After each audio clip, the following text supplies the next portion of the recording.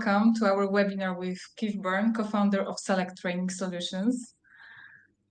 Hello. I think that we are on now, so I will say that again. So hello and welcome to our webinar with Keith Byrne, co-founder of Select Training Solutions. Hello, I everybody. hope that you can, hello Keith. Hello, I hope that you can hear us and see us. So if you could confirm that in the chat box, that would be very helpful. So I will check our chat. Thank you very much for confirming that. So while we are still waiting for other people who might join us today, you can say hi, hello in the chat box. I'm always interested, where are you? So you can write that in the chat box too. Oh, from Warsaw. I'm in Warsaw too. And so I will start slowly by introducing myself and introducing Keith. My name is Katarzyna Paśnicka. I work at Lang Lion as a sales specialist. And if you don't know Lang Lion, it's an online platform for language school management. We are on the market for over 10 years, and we have clients in more than 20 countries. And Lang Lion is module built. That means that you can adjust it according to your needs. So we have basic modules like administration and e-gradebook, but we have also optional modules that you can select. It's, for example, financial module, administration, registration, CRM, online teaching, and more. The platform is also cloud-based. That means that you can use it from any place. You just need access to internet and your computer, and you can start working. And for students and teachers, we also have mobile apps, so they can log into Lang Lion using their mobile devices. And if you want to know more about Lang Lion, you can go to our website. It's langlion.com. And you can sign up there for a free trial for 2 weeks. You can test our platform, or we can schedule a live demo, and you will be able to see how our platform works and how you can use it in your school. So now I will introduce our guest and our star today, Keith Byrne, co-founder of Select Training Solutions and Lang Lion client since 2020. So when I asked Keith to take part in this webinar, I wrote to him that Lang Lion, we not only created this platform, we manage and develop Lang Lion, but we will also want to share knowledge about sales and marketing with our customers. And we do this during webinars like today and on our blog. And is there a better way to learn something new about how to run a language school than listening to a person who achieves success in this industry?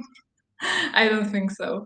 So I hope that you will appreciate our conversation today. And of course, you can ask questions in the chat and I will read them to Keith during our interview or at the end of the interview. So Keith Byrne studied linguistics in Ireland. In 2002, he founded the language school Select Training Solutions with his wife, and they've been running the business together since then. Keith is responsible for a lot of the innovations and new projects in the company, and Select Training Solutions works, among others, with adults, children, and multinational corporations. So Keith, let's start from the beginning. Can you tell me a bit about your life story? How did you find yourself in Poland? I'm sure it's an exciting story. Okay, I'll try to live up to that and make it, if not exciting, at least interesting. Yeah, I study, I'm from Dublin, and in Dublin I studied linguistics. I specialized in German and Spanish, which made me realize that I was interested in languages. I moved to Germany then, and I started teaching business English in Germany. When I was in Germany, I met my wife, who was studying in Krakow, so I followed her over to Krakow. Because I had the experience in business English, it seemed the most sensible thing to do to find a job in a school teaching business English.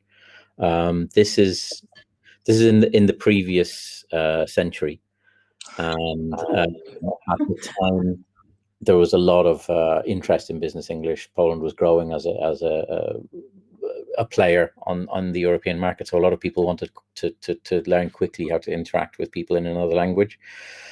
And I found a job in a school. Within 3 years, I was the director of the school, which isn't to say that I was the best there, but just that's how things developed. And I worked together with the owners of the school to bring in a lot of ideas, a lot of changes. And I'd gotten to the stage where everything that I suggested was being pushed back on. And the conversation quite often ended, yeah, I see why it's a good idea. I see why you want to do it, but it's my school. I don't want to do it this way, which of course is their right to do. They wanted to run things in a different way. At the time, this was before I had any kids. So when I went out with my friends who were teachers at other schools, we would often complain that nobody does this or somebody should do this. And at the time, my wife worked in a multinational. She saw the kind of services that language schools were offering companies. And with her friends, they would complain that nobody's offering this, somebody should do this. And then one day I put two and two together and said, well, if nobody's offering it and I think somebody should do it, why don't we do it? So we started running Select as a school the way we thought it should be run. And from the beginning, we focused on business courses or other courses for businesses. I think that's what we're still doing today. Is we're starting by asking the market what they want, by asking our clients what they need or where they need to get to, and then by designing and running courses that help get their staff to there. I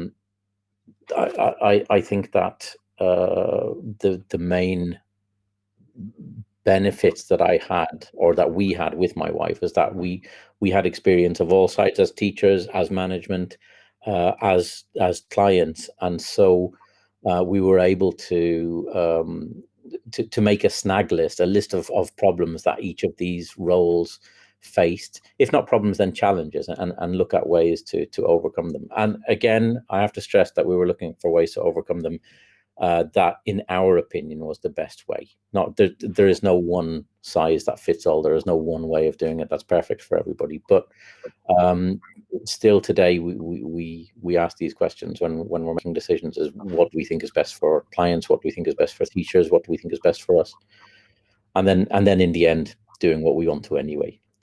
But can you elaborate a bit about those, because you said that you had ideas that they didn't want to go in this direction. So can you elaborate on that? Yeah, there were, it was small things, such as small things. It was policy regarding the curriculum available, or the shape of the syllabus. The school that I worked for was aligned to, I mean, they used one specific course or series of course books. I suggested branching out into using other resources, and the argument there was, if we do that, it means that it's more difficult for the next teacher to come and replace that teacher. So if a teacher gets sick or goes on holiday, or if we kick them out, it's more difficult for the next teacher to come along and find where the course stopped and where the course is planning to go. My argument was, surely the teachers that we're working with should be experienced enough to be able to or confident enough and competent enough to be able to make their own decision then, that this is where we are now, this is where the group has come from, and this is where they need to get to. But the argument was accepted, but the answer was, you know, it makes sense, but I'd prefer to have a school where we have teachers who stick to the one method, stick to the one course book, and then it means it's easier for me to bring a new one in and exchange them. So things like that, where it is really a decision on the kind of school you want to have, the kind of programs you want to run, the kind of courses that you want to run. There were questions about various teacher training modules. When I suggest, this was 20 years ago, Kasia, I can't really remember now, but when I suggested I think it would be a good idea to train some of our teachers in these specific skills. Then the answer was, but we're never going to implement those kind of courses anyway. So I suppose that was the main difference was that I felt that we should be evolving as an organization, or the school should be evolving as an organization, and the owner felt that the school was already very well defined. Thank you very much. We know who we are, and this is how we were always going to be. Yeah, I'd say that was the main differences, and this is what brings me a separate list of headaches, but it brings me a lot more peace of mind in running my own organization, or running our own organization. Is that we have decided already that we should continue looking to see how the market is growing and evolving, and continue to evolve ourselves and grow ourselves. We don't want to just we want to continue to be fluid. We want to continue to be dynamic. We want to continue to continue to grow and evolve, which does require a little bit more work in the research end of things. It requires a little bit more effort from the teaching staff and the management staff also, but it makes the client facing things much easier, because if we're always prepared for how the market is growing, then we will always have solutions that the market is looking for. A good case in point is when the pandemic hit. A lot of the conversations that we had with our clients then was actually when the pandemic hit, everybody wanted to cancel all of their lessons, and we actually contacted the clients first and said, look, this is a great opportunity for us to show to you how great online teaching can be, which is what we had been saying for years to our clients anyway. And so, it sounds stupid, but when the pandemic hit, secretly, a little part of me was actually going, finally, I can get to do this. So we knew that online teaching was important because of how a lot of the multinationals were working. There were more and more people working from home. There were more people traveling on business, and they were missing their on-site lessons. I'm sure I don't have to explain to anybody here who runs school what that's like. And so we had been pushing online lessons for as long as we had been using Zoom, which was, I think I said 6 or 7 years before. And so this is what we do. We carefully look at how the lives of our students are, in order to be able to fit as best as possible into the lives of our students. Because ultimately, you could have the best school in the world with the best systems in the world, but if you only have lessons at 2 o'clock in the morning on a Saturday, nobody's going to show up. You have to make sure that the courses that you're offering are exactly what the students need from a methodological point of view, but equally simply from a logistical point of view. It's stupid, but at the same time, it's the most reasonable thing, is that if our language courses are awkward, nobody's going to attend. And so we have to look at what the business needs are, but equally we have to look at what the lifestyle needs are of the client. It's as simple as And that. after the pandemic, did you keep the same rate of online classes, or did people just return to on-site lessons? And you can share your experience. Of course, our viewers, they can share experience in the chat box. That would be great. Yeah, so did you keep the same rate? Yeah, before I get back to that, I see people are writing in the chat box. I am telling people I'm not ignoring them on purpose. I'm ignoring them because otherwise I'll forget what I'm saying. Kat has already promised that she'll. Yeah, I will keep on my eye on that. So yeah, the most of our clients are based in Poland, so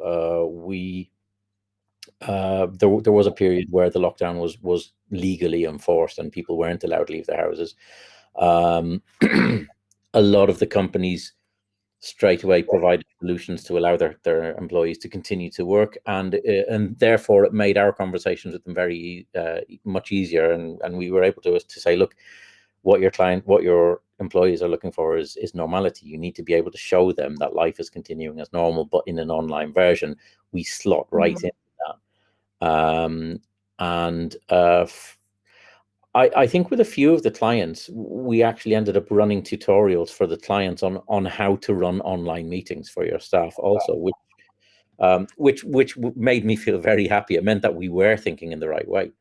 After the pandemic, there was a lot of the companies started arguing that people needed to get back to the office. Nobody made that argument for online lessons. Again, something that anybody who runs a school will relate to is that when we went from on-site to online, lesson attendance jumped. We didn't have any more people who weren't attending because they had to collect their kids early from school, or weren't attending because they had an important on-site meeting in the company's sister office in Gdańsk, or because it was their work from home day or whatever. And it's much easier, of course, to open your laptop and click on and join the lessons. The groups that, or the staff that we have, our teachers are really great. So I'm sure everybody's teachers are really great, but the students were really happy to spend time in the lessons. But like I said, nobody's going to have a free language lesson with the best teacher in the world if it means I have to drop my kids off at school at 7 to make it to the office for the lessons. But it's a different story if even if on your day off you just open the laptop, click on the link, and join the lesson. So one of the results of the pandemic was that our attendances went from 60-70% up to 90-100%. That's really interesting. And this made it very difficult to argue for going back to on-site lessons. There's currently in the business market, there's still a very, very volatile or turbulent argument going on between going back to work in the office 100%, going back as in the hybrid version, or not going back at all. And if it's a hybrid version, should people come in when they want to, or should we have it dictated by the office? And continuing to have lessons online avoids all this argument. So online lessons are one less headache for the HR department.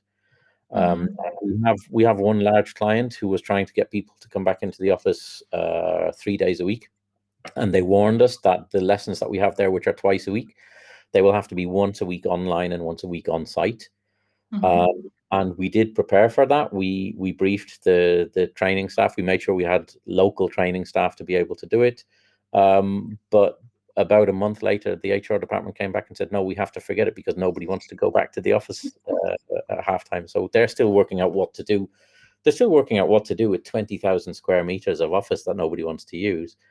But like I said, the fact that we're having the online sessions means that we're one less headache for the clients. At the same time, since we've gone online, we have people,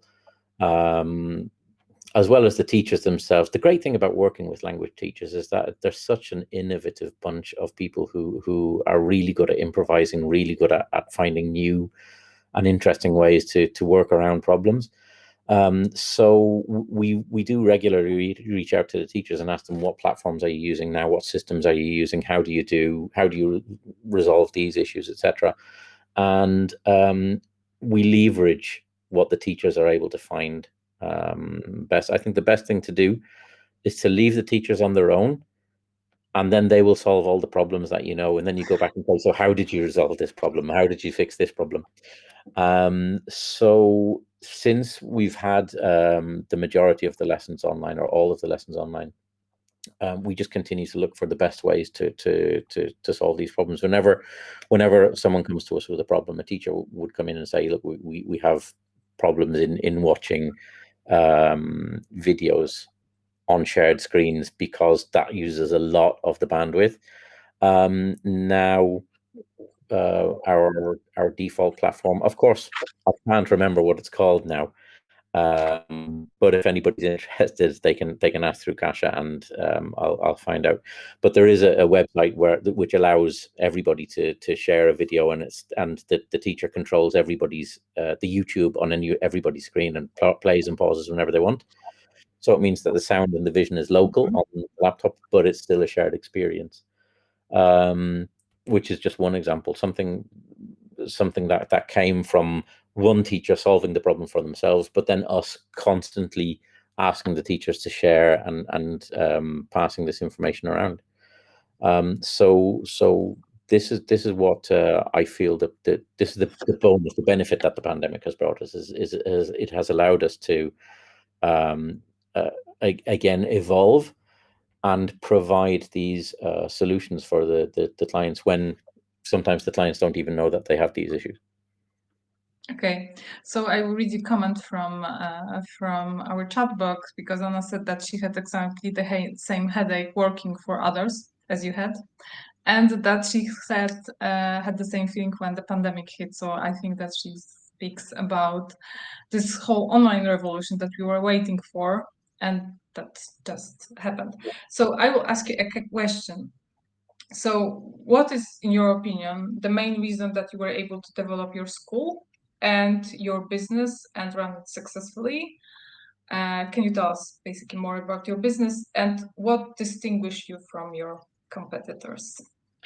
Okay, I've already warned you about my thought process. You'll have to ask me the second question again later to remind me. Okay. So what allowed us to the school was, as I said, we started by saying, right, these are the problems that we constantly hear from students. These are the problems that we constantly hear from teachers. These are the problems that we constantly hear from clients. How do we work around them, and how do we resolve them? And I think something that has been a very important factor in our growth is that we consider ourselves business partners for everybody, and we consider the language courses as joint projects. It's maybe an oversimplified example, but when we were having meetings with clients on site, we sat on the same side of the table as the clients. Which that it wasn't one side against the other, or even client and supplier, but it changed the dynamic into a group working on a problem. So we would use language like, what do we want to get from this? How do we make sure that we can do it? How much time can we afford per week to give the students? And that is carried out through all everything we do. When we sit down with the teachers to discuss new projects, we ask, how can we resolve this? Where do we see the problems that are coming in that? How can we make sure that our students are making this progress? With the students as well, the students are an active part of forming the syllabus.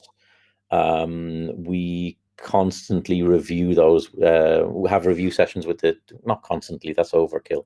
We regularly have review sessions with the students to see, are we going in the right direction? Do we like what we're doing? Is there anything we want to change about that? And we include their bosses in the feedback. We just make sure that everybody is talking about the same thing, and everybody is focused on getting this group of people to communicate better in this specific language, in this specific area.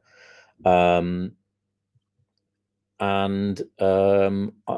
think the fact that our clients constantly hear us or have examples from us of how we are focused on their problems and how we are helping them, that definitely helps. When companies start working with us, they rarely stop working with us, and when they have new needs, they come to us. The fact that, again, we will include them in this hypothetical phase. So when we notice changes in the market. So as I said, 10 years ago, we were talking to our clients saying, a lot of people are working from home. They're not coming into lessons. A lot of people are going on delegation. If you want them to get value from the lessons, then maybe we should try doing things online. We see ourselves as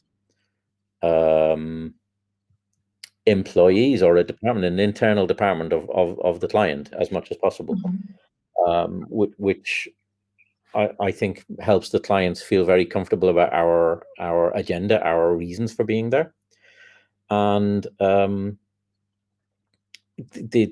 success thing just comes naturally. I think that if you're busy working on being good, then the success comes anyway. Success is arbitrary. You can find a school with 2 teachers and 10 students who is very successful and very happy, and you can find a school with hundreds of teachers and thousands of students who feel that they're struggling. So for us, we enjoy our job. We enjoy working 12 hours a day on what we're working on, and that's enough for us. And then the clients are coming back, so we're doing something right. So the second part of my question, and I think that maybe you even answered that, it's what distinguishes you from your competitors. So this is this communication part that distinguishes you from your competitors. I'm not going to say that my competitors communicate or don't communicate. I wouldn't do that. But more importantly, I think is that, and again, this is going to come out as very, very arrogant, but I really don't think about the competitors at all. We don't spend any time thinking about what other companies are doing. That's time and energy where we can spend on looking at what do our clients need and how can we do it better, or what do our teachers need and how do we do it better. I feel that the market is big enough, locally and globally, that if I often use the comparison of restaurants and food. You can go to a 5-star restaurant and pay, I don't know, 200 euros for a meal. You can go to McDonald's and get a burger and fries for 5 euros. Both restaurants are successful. Both restaurants focus on what they're doing, and I think the market is big enough. There are schools that really don't like to do things the way we do it. They have their own way of doing it. And they get teachers who love working for them because the teachers prefer to do it that way, and they'll get clients who prefer to work with them because they prefer to work in that way. So it's not even a decision of working, focusing on the clients because that's good marketing. We just focus on the clients because we know we have enough clients to be busy. And that's who we are, who we want to be, is to make sure that the clients are happy with what we do and that we're happy with the clients we work with. I'm getting to that age, Kasia, where I need to enjoy what I'm doing. I don't want to have any difficult jobs. So when clients come along and they explain to us, this is exactly what we want to have this many teachers, we want to have this many hours, we want to have them at these times, and we want this price. There have been cases in the past where we've told the clients what you want sounds like a really good idea for working with a different language center, because that's not what we do. And we know that if we start working with it, then in 6 months' time, there are going to be a lot of complaints and there's going to be very difficult conversations down the road. I'm too old for that. You need right clients from the right company. Well, I don't think that it's being old. I think it's self-confidence. Possibly, yeah. But there's it sounds stupid. It sounds a little bit hippie, but really, if you're spending 8 or 10 hours every day working with people, it should be with people who you like to work with, because they notice it as well. And if you like working with them and they like working with you, you're going to come back. They're going to come back, and the end product is better. I agree. So tell me about your marketing strategy. What do you do to attract clients? What do you do to keep clients in your school for the next year? Yeah, I'm expecting some answer. Yeah, if anyone's expecting a list of bullet points, a to-do list, then they're going to be sorely disappointed. We have the good fortune to be based in Krakow. And Krakow it's in the top 5 outsourcing locations in Europe, or globally. I'm not even sure. So there are a lot of companies here who require languages, and the growth in the city so far has been so great that there has been a constant movement of people between offices. So when we start working with the HR department of company A, 3 years later, we're going to get a call from the HR manager of company B, who said, I used to work with you guys on projects in company A, and we have the same needs now. So would you be able to do something? So it's word. A lot of it is word of mouth. A lot of it is client or coordinators of previous clients working in new companies who are reaching out to us, which I do believe comes down to the fact that if we're focusing on, if I'm focusing on what you need as an HR manager and making sure that you are happy, or at least the language aspect is one less problem that you have, it means that any time that there is a language issue, you're going to come back to me because I get rid of the issue for you. And again, it does sound like a soundbite, but it is honestly true. We just make sure that the clients are as happy as possible, and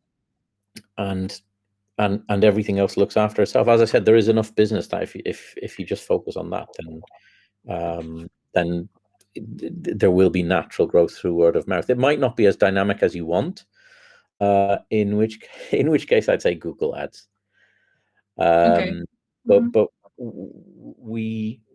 I mean, we're 20 years in the business.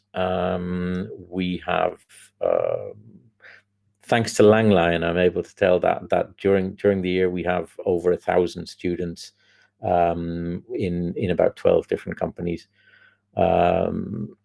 So the way we're doing it, that it's a very strong case study that the way we're doing it is the right way for us. We have been talking recently about if we can leverage what we do and grow more. But up until now, for 20 years, we haven't really advertised, because we're too busy focusing on what we're doing now to start thinking about what we might like to do. But if we ask ourselves that question and come up with an answer, I'll let you know again. And at the beginning, the need for language courses were so high that you didn't have to advertise in any way? The beginning was a long time ago. I think at the beginning, this was, again, we were in a comfortable position. I was working for a language school already, and I already said everything that we wanted to do and select was against what the owner of that school wanted to do. So I said to the owner, would you have a problem if I opened a school and started offering this? And she said, no, not at all.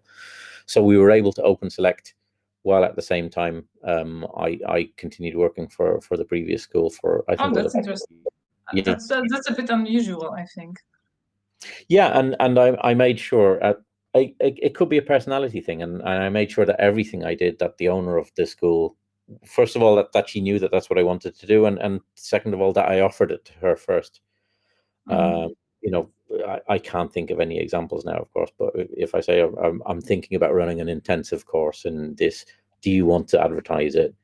And she said, no. Well, you're the only person who can do it, therefore it doesn't make any sense for me. So it was just down to integrity, maybe, that I was able to do that. It is very unique, but it allowed us to go from that. I think one of my wife's friends had left her company and was working in another company, and when she knew that we were opening this school, so she came to us, and that was our first client.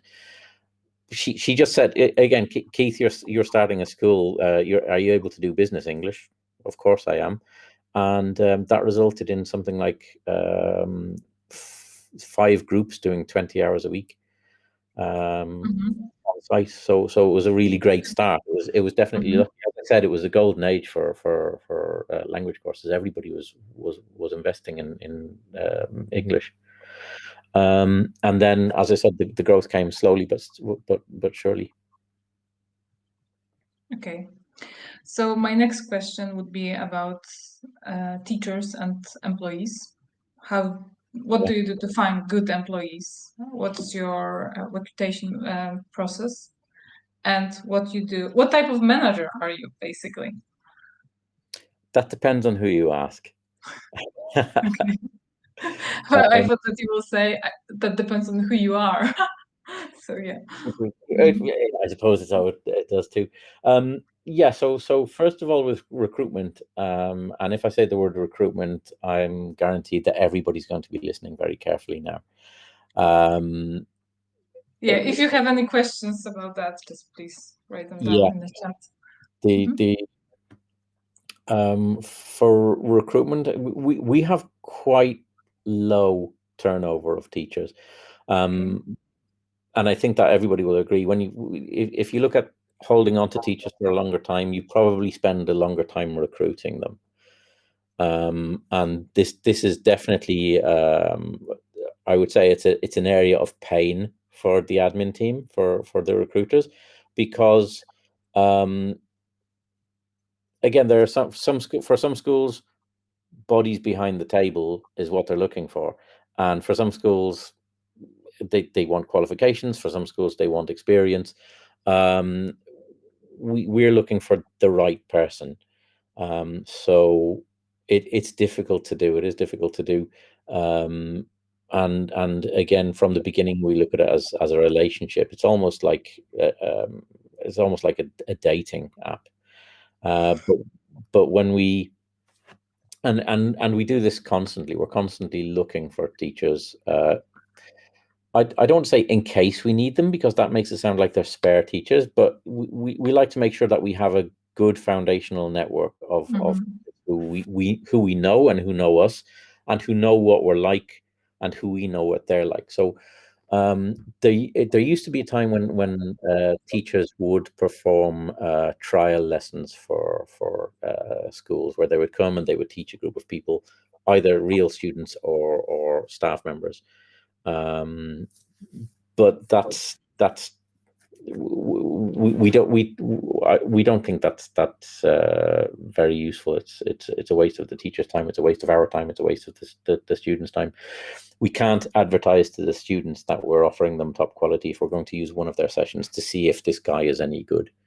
But we do ask the teachers to prepare lesson plans and find lesson materials for us. We will give them a sample lesson of the kind of lessons that our students require, and that gives us a chance to see what the teachers come up with. And if you have enough experience in teaching the kind of clients that we have, teaching the kind of groups that we have, you have a very good idea from the lesson plan what will work, what will break down into an argument, what is underplanned, where issues are going to arise, and then we're able to talk those lesson plans through with the teachers and ask, what would you do if one student just couldn't understand this? What would you do if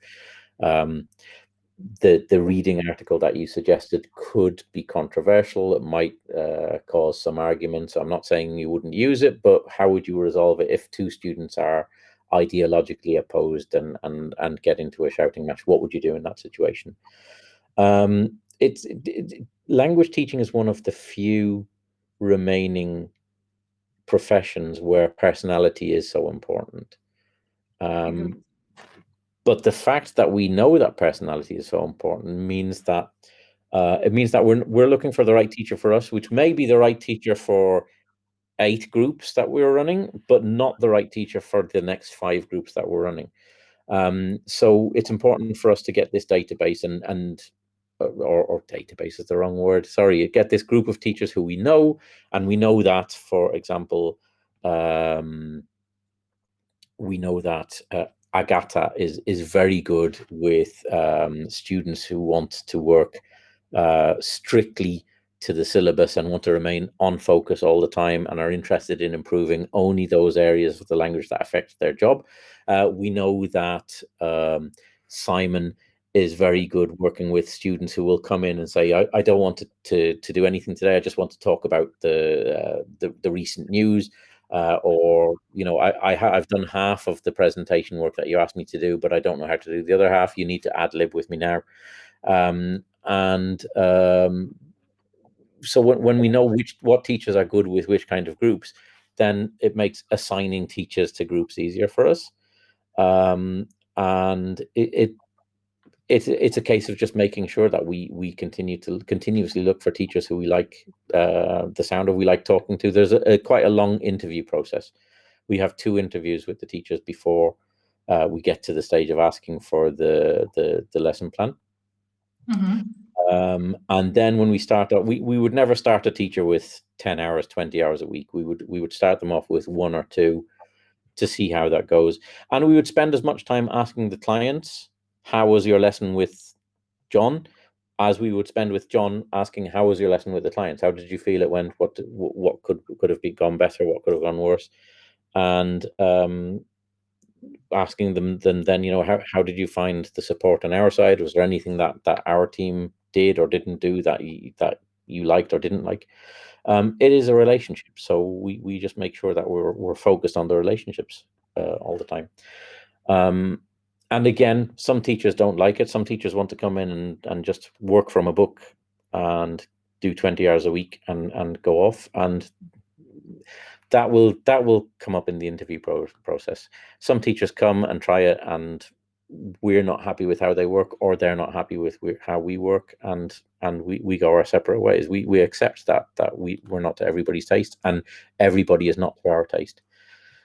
So the answer to what do we do with recruitment is we just do a lot of it. Mm-hmm. And okay, and it's like a lot of time, but I think that you have a very unique way of running your school. Like you expect from your teacher, correct me if I'm wrong, that you expect from your teacher that they will work a lot on their own, that they will prepare a lot of their own materials. Yes, am I correct? As with everything, the answer is yes and no. Okay. It's a collaborative process, as I said. For us, it's a collaborative process, taking the group from point A on their language abilities to point B. So we expect the teachers to work a lot with the group. Mm-hmm. And the teachers and the students together will decide on who is responsible for the material, who is responsible for providing content for the next session. Of course, that is the teacher's skill set. That is where the teacher's area of expertise is. So most of the time, the responsibility and the onus does fall on the teacher. The teacher, that's the yes part of it. The teacher is responsible for making sure that there is material in the next session that relates to what the group needs to do. But sometimes, I mean, I don't teach very much now. But when I do have lessons, sometimes I do outsource that to the students. I say, okay, so you want to work on let's say dealing with difficult clients. So Jacek, I want you to prepare a 5-minute talk on dealing with difficult clients. That means that Jacek is going to spend 5 minutes on the internet in English looking at that issue, and he will be able to explain it to the group as well as I am. And I'm just there to make sure that he uses the correct language. I'm able to explain any language points, etc. But of course, if Jacek doesn't prepare it, I should have something ready in my as well. So we do ask the teachers to do that preparation, but again, at every stage, we're asking the teachers, is there anything that you need from us to do this? And we constantly remind the teachers that, you know, would you like us to show you how to do this in as little a condescending a way as possible. So I'm not saying I want you to go and teach them dealing with a difficult client. If you don't know how to do it, maybe I'll help you, because no teacher is going to say, yeah, I have no idea. But we would ask them, you know, do you have materials for that? And the answer, they will answer then yes, or they'll answer no, but I'll have a look around, or they'll say, no, I'm not sure. And if they say, I'm not sure, we would say, well, would you like us to send you some articles? Again, we all know the right things to say. We don't say, so do you want me to help you? Or do you want me to send you do you want me to plan the lesson for you? But I might say, I had a few lessons in dealing with difficult clients recently. Maybe I can send you some of that material. Or actually, recently I saw a lesson plan with an article from Harvard Business Review on dealing with difficult clients. So I might say that to the teacher, would you like me to send that article to you? And then the teachers get used to knowing that we have their back, that if they don't know how to do something, then they can use us. So the idea that we have is, or our philosophy is that the main reason we're here is to help this group of people speak better and communicate better in a given language. And we feel that the person best placed for doing that is the teacher. And if we're working with a competent, confident teacher, then that teacher will know the best materials to use. However, if the teacher doesn't know what materials to use, that's our job, is to make sure that that's there. I think I said to you before that when I'm feeling tired and cynical, I say that our job is to remove any excuse that someone might have for not learning the language. And if one of those excuses is that the teacher can't find the right materials, then it is our job to make sure that the teacher starts the lesson confidently, competent, and comfortable in what they're doing. So I guess that comes with experience of being able to recognize whether a teacher does feel comfortable and competent in doing that, and providing the materials. And sometimes our managers will find an article and send it to a teacher without a request, because they know that the teacher is having confidence issues in some areas, and so they say, look, I just found this might be of interest to you. And yeah, so it is, again, it probably requires a little bit more work from the administrative side, from the supervisors, from the managers, etc. But we sleep better at night. My last question about teachers, because I see that you communicate with your teachers a lot. So do you have some like schedule that you communicate with them on the schedule, that you have like weekly meetings of the team, or do you just feel that this person might need more contact, and how you do this more intuitively? If you had phrased that question differently, I would have said intuitively. But okay. I just realized now that intuitively we've come into a schedule where every 2 weeks or 3 weeks, depending on how many groups the teacher has, we speak to the teachers, and I mean, everything. Again, this is thanks to Langlion. Everything that we do can be done over the phone or a video call, because we have access to everything that the teachers are doing in the lessons anyway.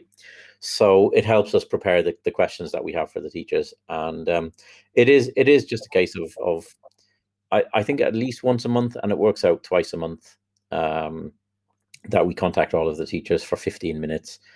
It's like pushing a wheel. If it's moving anyway, it only takes a little bit of effort. So 10, 15 minutes once or twice a month to catch up with the teachers and see if everything is going okay.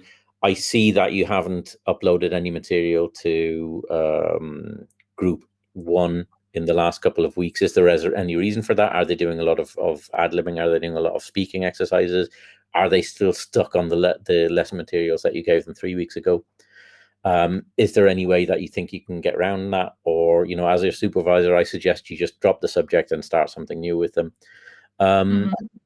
Yeah, we make sure that the conversations are always happening with the teachers, with someone who has been in that situation before, or has discussed that situation before. But I'm sure that it doesn't have to be the case. So that's how we do it: is once a month, twice a month, speak to all the teachers, 10 or 15 minutes. Are you happy with everything? Group A, how would you summarize Group A? How would you summarize Group B?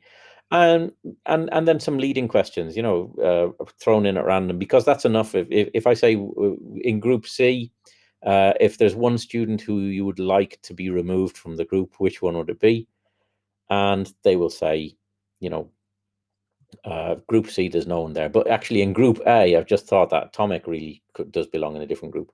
So there doesn't have to be a list of 10 questions for every group, but one question for 10 groups, and then the teachers themselves will remember if there's an issue in there. And yeah, that's it. It's consistency. Okay, that's great.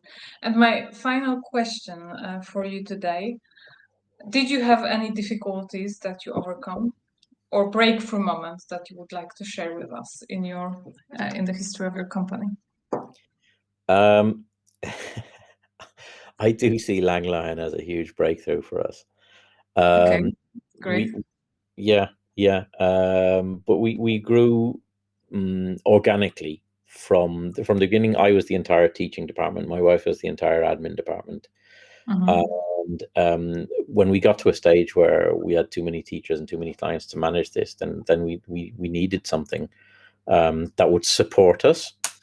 And when we decided that that a learning management system would help us,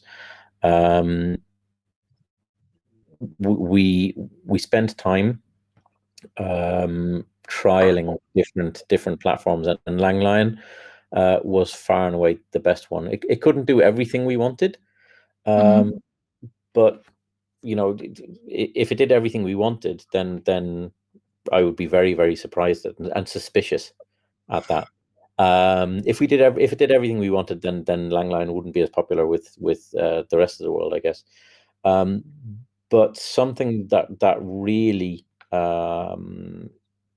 was a breakthrough for us was when we were able to put everything in the cloud, in a platform that was integrated and was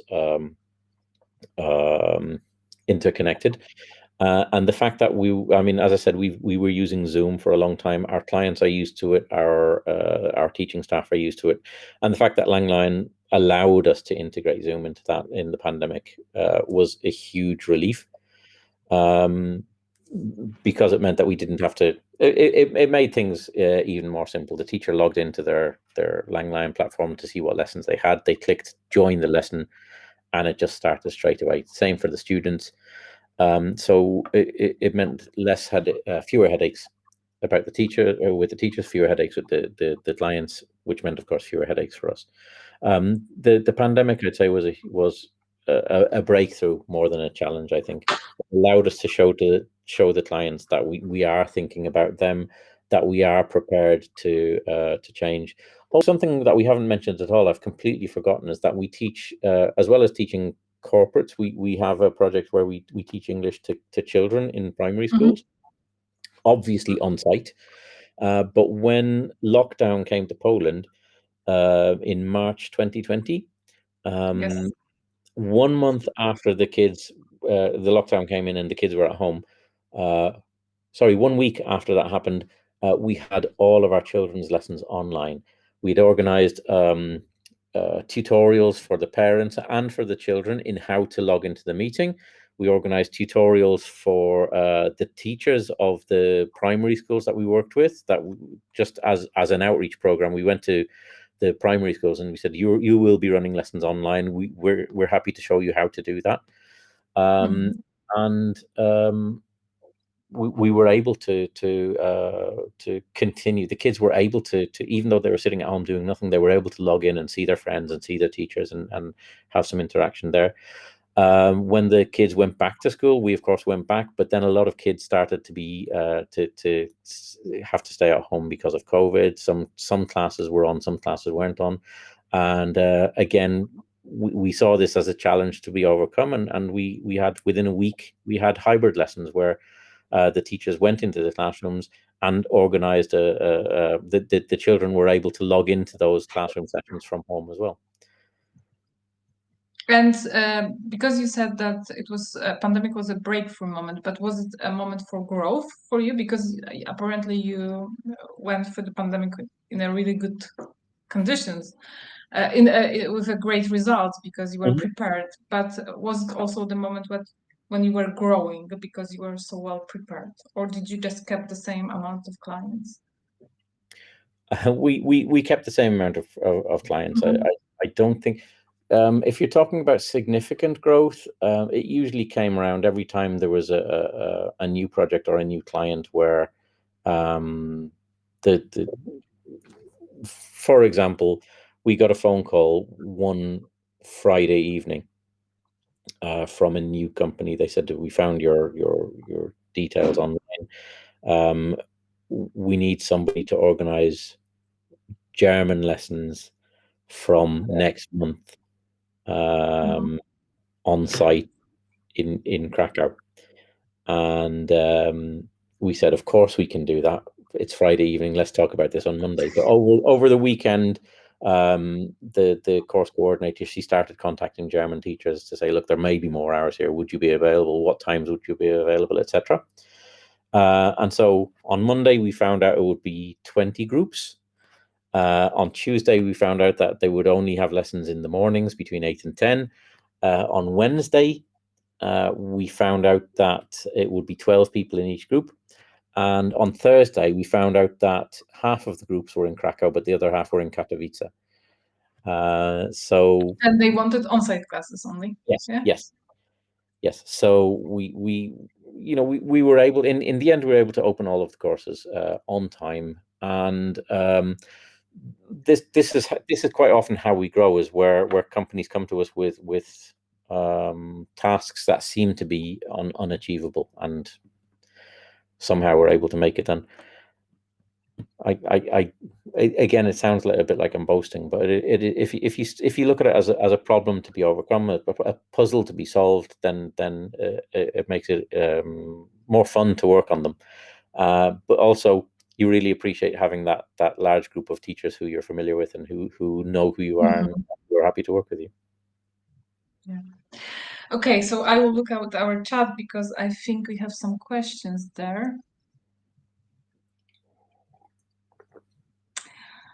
So Dominika asks, if I may ask about one thing that is an issue in our school at times, how do you deal with the teachers being absent?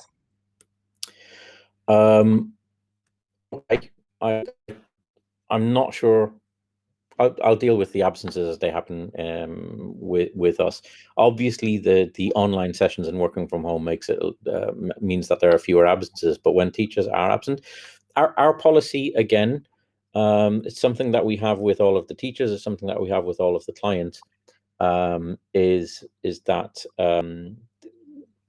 because it's collaborative, the teachers let us know if they do have to be absent, and we tell them that if it's 2 weeks in advance, then it's no problem. It's our problem. It's not your problem, which means that the teachers are much more comfortable coming to us with these issues. So when a teacher's parents are visiting and they want to go somewhere, it's easier for them to take time off. We feel that if you can do this when you have a contract of employment in an office, then there's no reason that you shouldn't be able to do it as a teacher as well.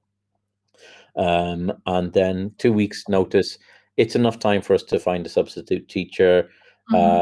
When a teacher wants to take this time off suddenly, we tell them that, it's your group, it's your problem. So they reach out to the other teachers. They find a teacher who's able to cover for them.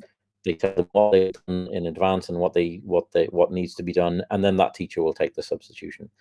If the teacher doesn't have any contacts or doesn't know who to substitute, again, it's our problem. So we will find a teacher, ask them if a teacher who we think would be good with that group, ask them to communicate with the teachers and provide the substitution.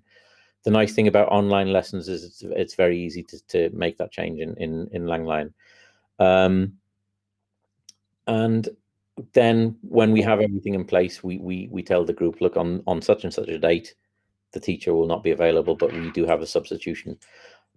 Most teachers are happy to see a change, happy to see someone new. Some groups actually tell us we'd prefer to reschedule the lesson and have it at a different time. But most of them are happy to get a lesson with someone new. A change is as good as a miss. If you're talking about absences where a teacher just doesn't show up, then of course that's a different area. If you like the people you're working with and you're working with professionals and a teacher doesn't show up, that's because something wrong has happened. And so the first thing you do, of course, the first time you find out is that a student contacts you and says, where's the teacher? We send out a message. We send out a message to the students saying that the teacher is missing. We're looking into it, and we'll try and contact the teachers. Obviously, if it's the same in an office, if someone doesn't show up, your first concern is not who's going to finish this report, who's going to do this work, but it's, oh my God, what has happened to them? I hope they're okay.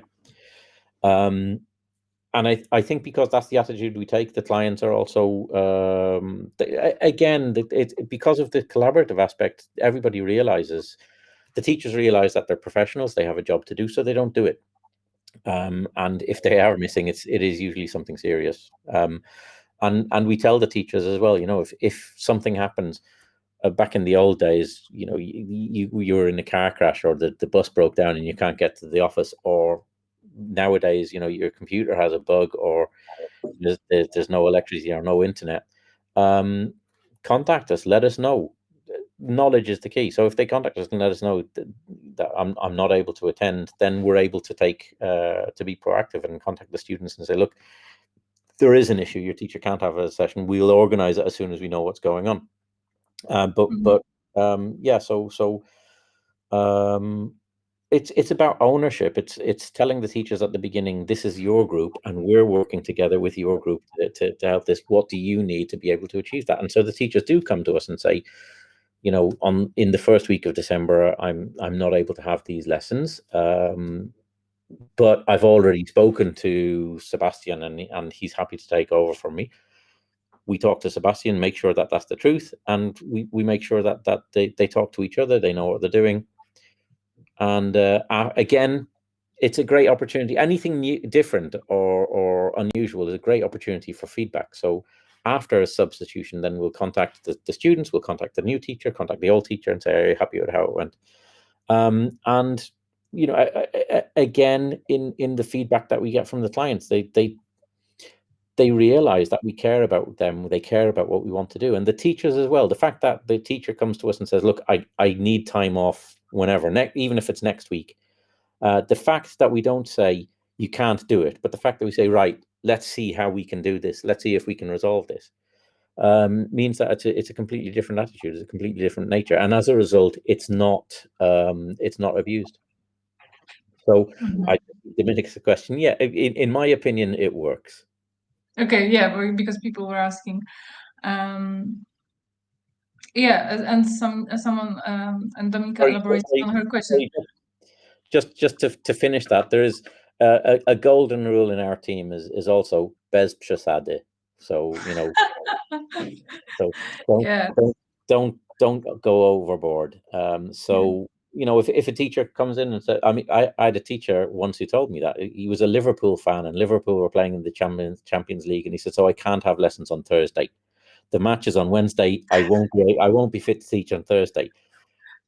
I appreciated his honesty so much, and I said, well, in that case, we'll have to make sure that you don't have any lessons on Thursday.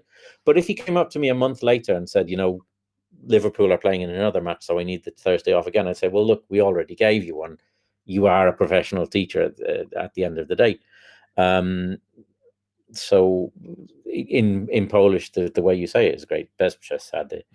So and this is how we do it. So the teachers are not afraid to come to us and say, look, I can't have lessons then. Sometimes they need reminding that it is a job. You know, they come to us and say, I can't have lessons then because I'm meeting my friend in the library to study for something. And we'll say, well, look, it is a job. Can you meet your friend at a different time? And you'd be surprised the number of times they go, oh yeah, I could meet him at 4 o'clock instead. That's amazing. That's just amazing. Yeah. So Dominika asked. So she meant that a teacher was calling you and telling they would be absent the next day because of the emergency situation. Yeah. That's an emergency is an emergency. An emergency is an emergency. Whether we like it or not, there are things in life more important than learning a language or teaching a language. And if it is an emergency, again, the key word is collaboration. The relationships are there so that we can contact the students and say, look, there is an emergency tomorrow. The teacher cannot have those lessons. We found a substitute teacher who's prepared to take those lessons.